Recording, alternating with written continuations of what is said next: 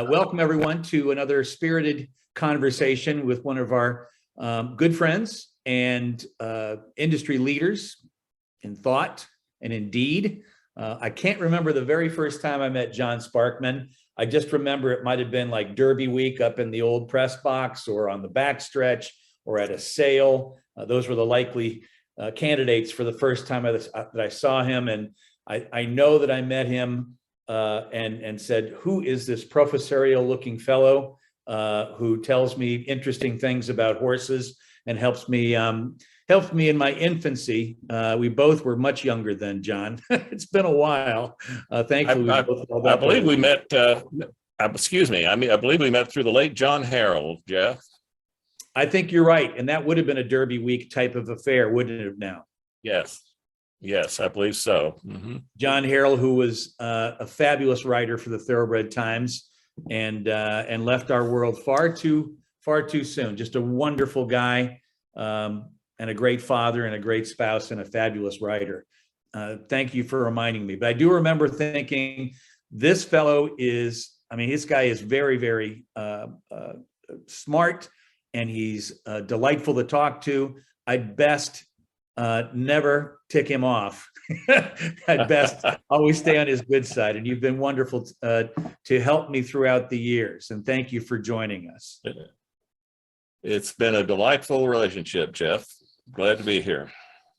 Let me give folks that are joining us a little bit of your curriculum vitae here. John, obviously, I think, and many think, that he's just a store of knowledge and insight about just about every aspect of the thoroughbred world. He's a Renaissance man. I really mean that in the classic sense, because he does so much. But he's currently a very respected bloodstock advisor for St. Elias Stable, Vinnie Viola's outfit. And that comes after long stints as a writer and an author about thoroughbred breeding and sales. He was the director of cataloging for the Jockey Club, a member of the selection team for Keeneland, and the general manager for a major Kentucky farm. Now, in that role, he was responsible for breeding the 1994 Kentucky Derby winner, Go for Gin, which, John, is a very special horse for me, because that was my very first year covering the Derby back in 1994, the year of Holy Bull and Valiant Nature and of course Go for Gin. I think Charlie Whittingham brought a horse to the race that year, whose name escapes me now. But it was a fascinating year, and I actually picked Go for Gin on top that year. So I think it was all downhill from there. I do remember, John, that Go for Gin was by Cormorant, who was kind of a rock solid New York bred stallion out of a stage door Johnny mare, I believe. And I'm just trying to figure out what in blue blazes sort of entered into your picture to put the two together. Oh, it was brilliant, let me tell you. Now, seriously, though, we bought, Bill DuPont and I bought his dam, Go for Gin's dam, really as the first mare for Bill's new wife at the time, Pam Darmstadt DuPont. And at the time we bought her, she had a 2-year-old named Pleasant Tap. And had not done anything to speak of at that point, but subsequently did rather well. And Pleasant Tap was of course, by His Majesty. Pleasant Colony, who was by His Majesty. And Pam, being from New York, she wanted to, at the time, she wanted to race have some New York breds and race some horses in the New York bred program. And the obvious horse to do that, standing in New York, was Cormorant, who was by His Majesty. So it was totally brilliant and original and everything else you can think of there. So we got lucky. What can I say? I know it's better to be lucky than good sometimes. But what's the old adage? Your luck comes to those people who work harder than everybody else, and that might play itself out in this instance and others with you. I do also know from a personal perspective that John is an influence and a major connection to our current stable at West Point, because John had a hand in the meeting that produced Feathered, the dam of none other than Flightline. And John, why don't we just start there? Could you tell us a little bit about buying Flightline's second dam, Receipt, on behalf of Terry Finley's friend and frequent racing partner, Vinny Viola? Sure. Yes, we had Vinny, of course, had gotten back into the horse business in partnership with Terry. The previous September, really, was just where Terry was very kind enough to introduce me to Vinny, and Vinny was looking for somebody to advise him. And Terry it was a stroke of kindness from Terry. We'd been friends for, at that point, the best part of 30 years. And he introduced me to Vinny, and Vinny also, in addition to wanting to get into racing, decided he wanted to have a small broodmare band at the time. And so we went broodmare shopping at the Keeneland January sale the following winter. And we were wanting to be very selective and just buy a mare or two. And there were a couple that we bid on and didn't get. But Receipt was one of two that I really wanted. Because she was by Dinah Former, who's a very good broodmare sire. And she was minor stakes placed herself, but from one of the great Phipps families, the family descending from Lady Pitt, whom the champion 3-year-old in the 60s, the champion 3-year-old filly in the 60s, and that the Phippses bought after she went to stud, and she's founded a great family for the Phippses. And as far as when you're trying to build a broodmare band, you, in the long run, can't go wrong if you collect mares from these great breeders. So that's really what we were trying to do. We were lucky enough to get her for $350,000, and it's the first mare we bought. And she was in foal to Indian Charlie at the time, so I wasn't involved in the mating, but I certainly benefited from it, because then a few months later, she produced a lovely bay filly by Indian Charlie, who at first we were going to race, and then he decided he wanted to put her through the 2-year-old sale. And she worked very well, looked great, and brought $300,000. So we got most of our money back within a year or two there Easy game on the mare. Yeah, it's a game. It's a wonderful game. And anyway, and of course, the rest of the story. She was a very good 2-year-old filly, just beating the nose in the Starlet, and then won graded stakes as a 3-year-old, and then sold for I think it's 2.2 million thereabouts. I'd have to look up the exact number, as a broodmare prospect. And Flightline, I believe, is her second foal, if I'm not. I believe that to be the case too. Incorrect. And we saw her the full brother to Flightline last summer that went through the sale, and it's just so funny how DNA works. That individual was nothing like Flightline. I mean, just was not nearly the quality of Flightline, and that happens. It just does. It definitely happens, I'm going to be a little bit of a homer here. What's it been like for you seeing Flightline emerge the way he has? And, maybe you can give me some nuggets into what stands out to you about his pedigree and maybe some of his attributes. I'm going to be shameless in my, wanting you to give me some more good stuff. Oh, I'm just so delighted for you guys, obviously. And it was a really good mating by Summerwind, and Tappet, of course, is a 3-time leading sire, and he's an obvious choice for a mare of that kind of quality. And I'm frantically typing in so I can make sure I don't make a mistake here. and looking doubt at the pedigree. you'll fool So, me anyway, even if you do. yeah, but no, it's as far as the like the pedigree cross and everything.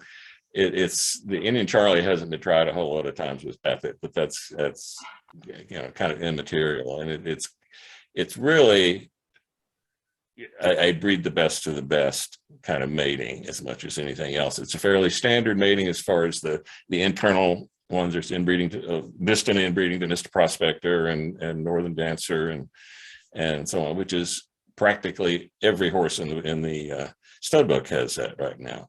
But most of them don't look like Flightline. In fact, very few of them look like Flightline, and virtually none of them can run like Flightline. So,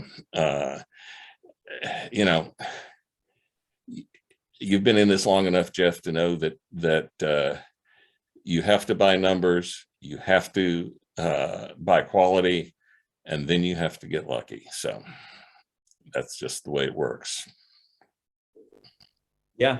And then you may never, ever even get one that's as good as Flightline because they're tough to come by. Who would you compare him to, if anybody? You've seen a lot of good horses over the years. Well, I tell you what, I actually, in terms of the impact of the performance, I write a biweekly column for the European Bloodstock News which is based in England, have for 8 or 10 years now. And I wrote a column recently, and the kind of impact that he made, the two performances that immediately came to mind, and this may sound like puffery, but honestly it's not, were the 2000 Guineas in, was it 2014? Is that right? 2014, I believe, right? And the Queen Anne Stakes in the following year, both won by many, many lengths by a horse called Frankel. Oh man, chills. Yeah, absolutely chills. And it was the same kind of thing. He was just totally different league against, really good horses. I mean, you can't compare the field of the Malibu to the field of the 2000 Guineas. I mean, you can't really do that. But nevertheless, it gave you the same kind of thing. So, oh my goodness, yes, I appreciate that. We always put ourselves in a position like I can't remember a horse since, and that's a wonderful comparison. It's not surprising to me, and it shouldn't be surprising as people get to learn more about John, that he carries a ton of clout around the sales grounds. He's so knowledgeable. He's affable, so he's approachable. And when I first got to know John a little bit, he was the sales editor of the Thoroughbred Times. That's how John Harrell came into the picture, and certainly covered the sales during the height of the rivalry between Coolmore, the Irish entity, and Godolphin, Sheikh Mohammed's entity from the UAE. Really, the absolute pinnacle of that rivalry, you might argue, was at the Fasig-Tipton 2-year-old sale in Florida, when Coolmore paid $16 million for the Green Monkey. And on both sides, especially Demi O'Byrne on Coolmore's side, after they sign the big ticket, they do an interview or two, and then invariably lean over to guys like John, and John in particular, and say, "What'd you think of the horse?" I think the same thing Eddie Woods did with you. And John, if I remember correctly, Demi signed for the Green Monkey and summed it up by saying, "He'd better be good." So what did you think of the Green Monkey? How does something like that happen when two sides just get so caught up? It was a different time, understandably. I thought that was one of the most amusing, frankly, and I'll follow this up in a second, amusing duels I've ever seen, because at about, I don't know, maybe halfway, 10 million, somewhere in there, it became obvious to me. Of course, I knew Demi very well, and I knew John Ferguson of Godolphin very well. At the time, was leading Godolphin's team, and I had talked to both of them about the horse before, because everybody knew he's going to bring a lot of money, but it became obvious along there that, number one, Michael Tabor in particular had decided they were going to buy this horse. It didn't matter what. They were going to have to pay for him because he was the one that was driving it. It also became obvious that John Ferguson knew this. And he wanted to see how far they would go. And he was smiling and kind of joking with his friends, and the Tabor and Coolmore people were just dead serious, let me tell you. And it was really, I'm tempted to use some slightly off-color verbiage here about it, which y'all could probably figure out about what it was called, what everybody there knew was happening at the time. But they were going back and forth in $500,000 increments, and yes, Coolmore was firing away. Like, they were coming back at big, quick firebacks. Right. And then the Godolphin and guys. John they were torturing. He was torturing them. He was absolutely torturing them, I guarantee you. And I talked to him about it later, and of course he wouldn't admit it directly, but he had a good laugh. Let me put it that way. I remember correctly, the horse never broke his maiden, and he ran maybe 4 or 5 races. I'm not sure. Right. Yeah, he actually, and this is something I didn't know at the time, and found out later from some video from my good friend Bob Fierro of Data Track, the biomechanics folks. He was a horse that crossfired, if you know what that is, but Yes. They're supposed to have a particular pattern of the hind legs and front legs, and his pattern was just the opposite. So there was no way he was going to be able to maintain that for any distance. It's just not physically possible. So that was in fact the problem. Yeah, it turned out to be a $16 million problem. Yeah. And I know they tried to stand him at stud, maybe at, I want to say, one of the farms there in Ocala. They tried to stand him at stud, and I don't know if there were too many. Yeah, I can't remember. It may have been at Hartley Lorenzo. Hartley Lorenzo, I think it was. Yeah. Yeah. I think they sent him back where they bought him, which Oh my goodness. Appropriate. Now, you covered that sale. That was at Calder. Now it's at Gulfstream, the equivalent. And right. Understandably, a number of the other 2-year-old in training sales, including OBS and Barrett's. Barrett's was a sale out on the West Coast that just within the past couple of years, they closed up shop. What are some of the biggest changes you've noticed in the 2-year-old marketplace? Because it used to be that one big difference, they used to breeze twice for these sales. Right. But what else has changed dramatically? Well, and I'm older than you, Jeff. When I started following it, they were still a lot of most of the sellers would basically do a sedate 2-minute lick with 2 or 3 horses in company down the stretch in the 80s and so on. And that changed in the early 90s when the Japanese became a significant player in the market, because a couple of consigners were encouraged to do as fast as they could go for they started out with quarters, and eventually back to quarters and 3/8, and eventually back that off to furlongs. And a lot of times what they do when they were still doing 2, they do an 1/8 of a mile the first breeze and 1/4 of the second, that kind of thing. Right. And the Japanese basically would pay whatever anything, basically. They were going to buy the fastest horses.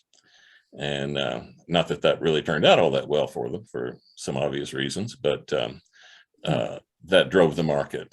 So since then, though, it's become more and more cutthroat. There's been some signs of not backing off so much on the times, but people like West Point and some other buyers have gotten smarter about, buying horses that look really good going in 10-1 and 10-2 instead of 9-4. And that in the long run works a whole hell of a lot better. And for obvious reasons. So you don't want it to be their best day ever, the day that they breeze an eighth of a mile for you. There you go. There you go. And in some cases, their last day ever to be able to go that fast.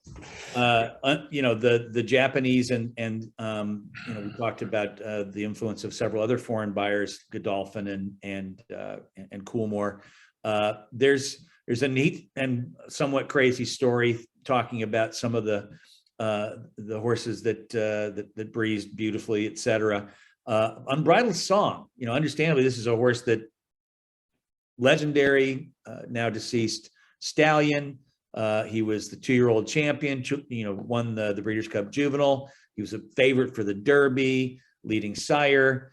Were you at Barrett's? I'm sure you were covering it when Unbridled Song brought a record price and then was turned back by the Japanese buyer. Is that correct?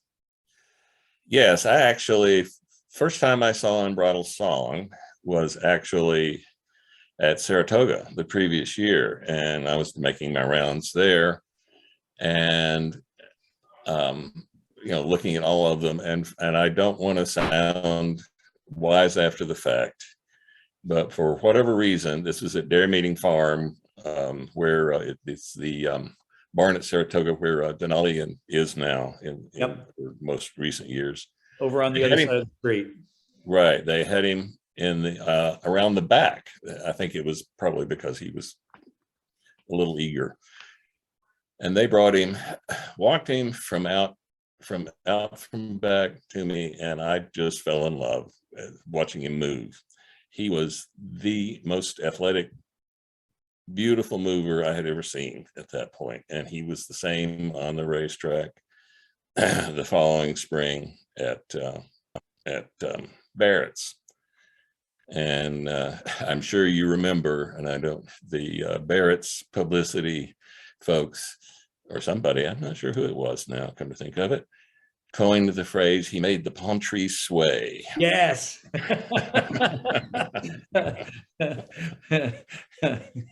It's tough to make a palm tree sway. You need hurricane type of winds. Right, exactly.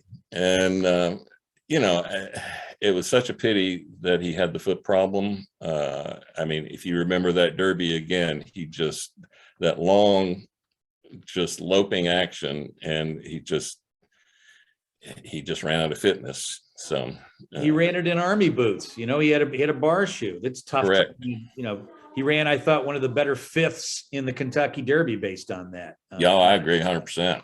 Mm-hmm. What about sires today? We Unbridled Song no longer with us, but certainly a big influence in the game. And talked about Gopher Gin, your Cormorant and His Majesty pairing and Flightline with Tappet, etc. Who are your go-tos? Both have-tos and then sneaky go-tos these days as a resident expert in the game. Well, it for me, it always depends on the mare. It's a physical and pedigree and cross, and the world being what it is, it has to be.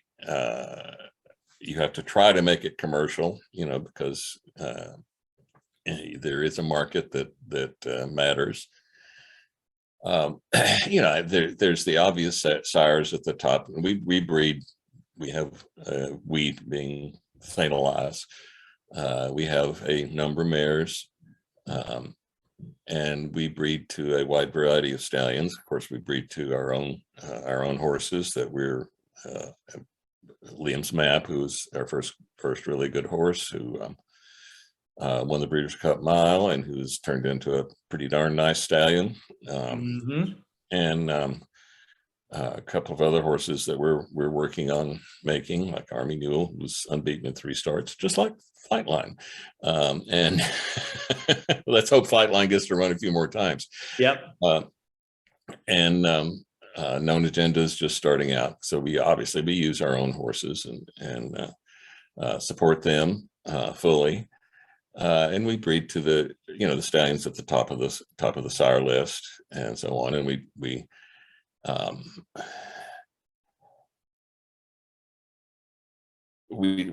try to breed to, like we've been breeding for several years, to Twirling Candy before he got really hot, because he was a horse who was eventually going to make good, and he has. And but now there's not that many that escape the market. The market, it makes mistakes. Obviously, one of the most famous ones was the yearling market for J.O. Tobin's versus Seattle Slew, the first year they had yearlings in the sales. But the J.O. Tobin's were beautiful, but they weren't Seattle Slew. No, couldn't run at all. And but it's, again, it's not rocket science. You try to, if you can, it's all about percentages. If you can beat the percentages by manipulating pedigrees and conformation and all that, if you can breed, let's say you're breeding to horses that average 8% stakes winners. If you can breed 10% stakes winners or 12% stakes winners from those horses, you're winning. You're winning big, you know. And that's what I've had some success doing that for 50 years now, and cross my fingers. Let's hope I've not lost my touch so far. No, it appears not. Speaking of those years in the business and maybe some of your early years, I know you were around Northern Dancer, the Derby winner, and really foundation type of stallion early in your career, when he was turning into one of the all-time great sires at Winfield's farm in Maryland. And right, you could see Northern Dancer right outside your window. And what was that like? Well, at the time, of course, this was in the very early 70s, and he was obviously a top stallion. He'd led the sire list at one point. At one time, his sire list here, the one time at that point. But that was my first job in the horse business. Actually, was started out as a groom, and thankfully was able to quickly become a barn foreman for the Baron and Maiden mares at Winfield's, and had a house on the farm, and lived quite literally. Northern Dancer's paddock was my backyard, and which was very interesting. He was a very interesting and dominant personality. He knew who he was. I'm sure he always had. He knew that he was, an alpha, and ruled everybody else. He had that type of personality. And well, I can just about guarantee, like I said, I had the Baron and Maiden mares, and Winfield's at the time, of course, still owned the Talma, the dam of Northern Dancer. She was still in production. And also owned Flaming Page, the dam of Northern Dancer's best son, Nijinsky. And they were both the years I was there, one of the years, I can't remember which it was.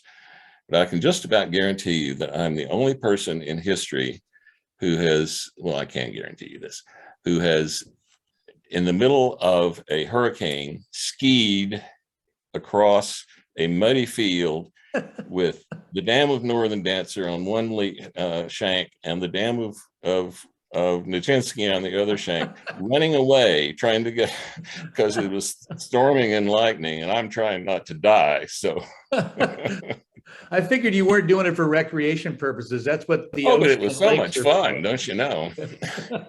We were all young once, Jeff. I will tell you this, John. This game can age you dramatically, and it also can turn you into a teenage kid skiing on a paddock on a thunderstorm afternoon pretty quickly. It is a wonderful game, and it's been good to both of us. You betcha. I'm wondering, what is that elusive thing to you that you haven't, because there's so many things you have done already, but what would you like to do that you haven't done yet in this game? Well, the thing that we tried this last year, and luck was not with us. I would love to be responsible for breeding another Derby winner. I've been lucky enough to be directly associated with two in Gophergen and Always Dreaming, who won for Vinny and Brooklyn Boys a few years ago. We had a lot of fun with that. Yeah, and West Point, right? Yeah, and I would, but and we had, of course, we had Known Agenda running this last year, who was a homebred, and unfortunately, he drew the one post, which was deadly for a horse of that particular type. So, oh yeah, so that's the one thing I would love to do that we haven't done. I also, Vinny would love to have a winner at Royal Ascot. So we're still working on that. We had a runner, a filly, lovely filly named Creative Dream. Vinny is one of the best names that Teresa has come up with, is Creative Dream, which we bred out of a mare that bought for them at Tattersall's December sale a few years ago. And she ran really well, ran fourth in the stakes at Ascot, and then not a great ride, and then won a little stakes over here. And she now is in Europe being bred. She's got a lovely Siuni filly who we don't know whether we'll keep her yet or not, because the mare's carrying another Siuni filly, which should be self-foaled about another couple of weeks. So we'd love to be able to do that. Well, here's my generous and some would believe far-fetched, but in this game anything's possible. I hope you get both in the same year, and the Eclipse Award, and I forget what the award is over in Europe. It's the Cartier Award or something along those lines. Cartier, yeah, yeah. So that's my hope for you, my friend, that is that kind of a year for you in the year to come, or the years to come. But I'm so grateful that you would spend some time with us this afternoon, and I hope that I see you very soon at a delightful place, and not a thunderstorm in a paddock someplace, but in a sun-splashed afternoon someplace. Hopefully we'll all adapt to COVID and be able to get back to going to sales. I've not been going to them the last couple of years for obvious reasons, and it's been a delightful conversation, Jeff. It's so good to see your face again, and I hope Thank you, you and your family are all well and living the good life, because it's way too short. We're doing our best. John, be well, be safe. I hope to see you very soon when we, downshift from pandemic to endemic, or whatever imic that we can put on the table. That's what's happening. Mm-hmm. But in the meantime, I wish you well. Best of luck with Flightline. Thank you, my friend. Thanks for being a part of that. And continue to have a good rest of the week, and we'll see you soon. Thank you, Jeff. Take care, everybody. All right.